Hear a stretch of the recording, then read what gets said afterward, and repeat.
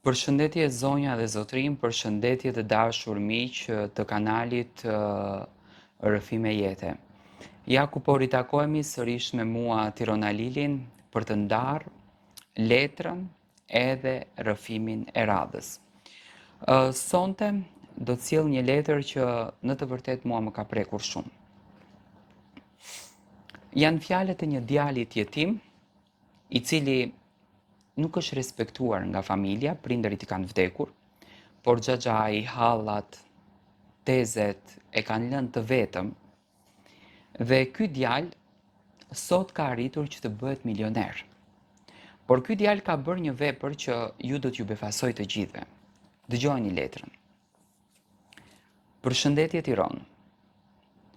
Mora guximin të shkruaj këtë letër sepse të ndjek pothuajse çdo ditë dhe dua të të falenderoj.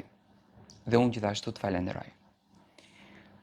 Historia ime është një histori që duhet ta mendosh gjatë nëse dëshiron ta thuash apo nuk dëshiron ta thuash. Po mundohem që të jap maksimumin tim për t'i bërë njerëzit të ndjenë të lumtur, të ndjenë të gëzuar, dhe këtë kam preferuar të bëj gjithmonë në jetë. Nuk ka më mirë se sa të jesh njeri i mirë. Kur unë isha 5 vjeç, prindërit e mi të dy ndruan jetë në aksident automobilistik.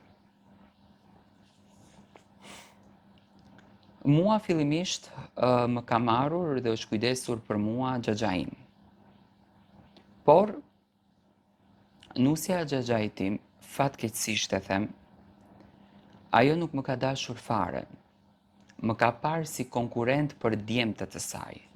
Nëse unë do të rritesha në atë shtëpi, vija si fëmijë më i vogël, vija si fëmijë më i ëmbël, do të bëja probleme në atë familje dhe do t'i merrja pasurinë. Kjo gjëja realisht mua më shkatroi shpirtin. Unë nuk e dija si i vogël, por pasi më çuan në jetimore, më dorëzuan në jetimore, unë kur fillova që të rritem, kur vajta 8 vjeç, 10 vjeç, 11 vjeç, normalisht pyesja se kush është familja ime, kush janë prindërit që më kanë sjellë këtu. Më thanë që prindërit më kishin vdekur. Dhe këtë gjën e besova dhe u lëndova pafund. Por tmeri ishte edhe më i madh, sepse në jetimore më kishte dërguar xhaxhai im, i cili konsideronte një pasuri goxha të mirë, kushte të mira, jetë të mirë. Por edukatorët më thanë që xhaxhai, fshehur azinuese së tij, ka dërguar lek rregullisht në jetimore dhe unë jam rritur me të gjitha të mirat, por edhe më ka vizituar. Isha shumë kureshtar që ta shoh se kush është ai. Sa i ngjason babai tim. Sa është i njëjtë si babai im. Por fatkeqësisht nuk arrita kur ta shoh. Ditët kalonin edhe unë po rritesha. Zakonisht sipas ligjit në moshën 18 vjeç, ne na largojnë nga jetimorja sepse nuk ka dhoma, ka mungesë dhomash, ka shumë fëmijë jetim që vinë. Dhe mua më duheshte të mendoj se çfarë të bëj prej në moshën 18. Ku të shkoj? Ku të gjindem? Me këtë api kafen? Gjithsesi, mendova gjatë. Dola nga jetimorja dhe restorantin e parë që e pash u drejtova. I kërkova vend pune, por nuk kishte. Dhe kështu për 4 ditë me radhë shkova restorant në restorant. Derisa një zotni që unë sot i them baba, mi hapi dyert sikur të isha fëmija i tij. Fillova të punoj, fillova të marr rrogën time të parë. Fillimisht fleja në restorant. Kur mbylleshte restoranti, kisha një divan në kuzhinë dhe fleja aty. Ashtu kam fjetur për 6 vite.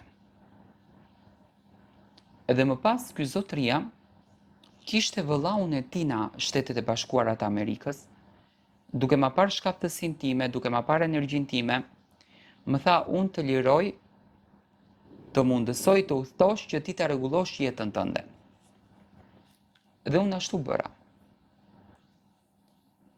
Vazhdova dhe ika në Amerikë. Më ndihmoi, më sollën garancionin, mora dhe vizën dhe ika drejt Amerikës. Ditët e para në Amerikë ishin shumë të vështira, por kisha një mbështetje të jashtëzakonshme. Vëllau i zotërisë ishte edhe 10 herë më i mirë se zotëria në fjalë. Më dha shumë dashuri. Ja tregova gjithë hallin tim ka qarë, pothuajse çdo ditë me mua. Dhe unë mundohesha që ta gëzoja atë siç e gëzoja veten time.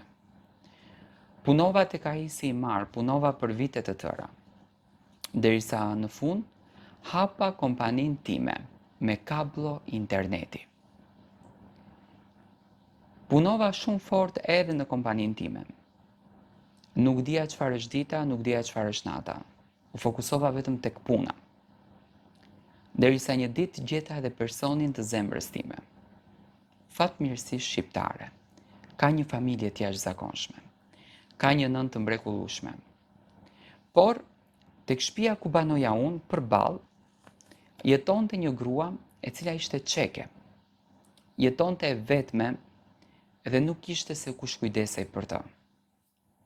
Në bashkëbisedim me gruan time, unë asnjëherë nuk e kam ndier dashurinë e nënës, po kjo grua gjithmonë kujdeseshte për mua. Kur ishte në të mirat e saj, më gatuante ushqime, kur unë vija nga puna, ajo vinte i trokiste derës, më thonte të kam sjell një diçka. Haje, si e lodhur tër ditën. Sikur kjo grua mendonte për mua. Dhe unë vendosa që këtë grua të nderuar ta marr në shtëpinë time dhe ta trajtoj pikërisht si nënën time. Dhe ashtu ndodhi.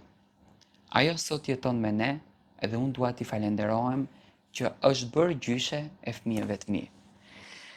E sa e bukur është jeta dhe sa shumë i dua unë këto njerëz që bëjnë kaq vepra të bukura, që bëjnë kaq vepra humane, që bëjnë kaq vepra fisnike, që janë kaq të mirë, që kanë kaq shpirtin e pastër dhe që na bëjnë t'i gëzohemi gjithmonë momentit tonë. Unë dua t'i them që Zoti të ka marrë të gjëra, por të ka dhënë 100 gjëra dhe të ka bërë njeriu më të lumtur në botë.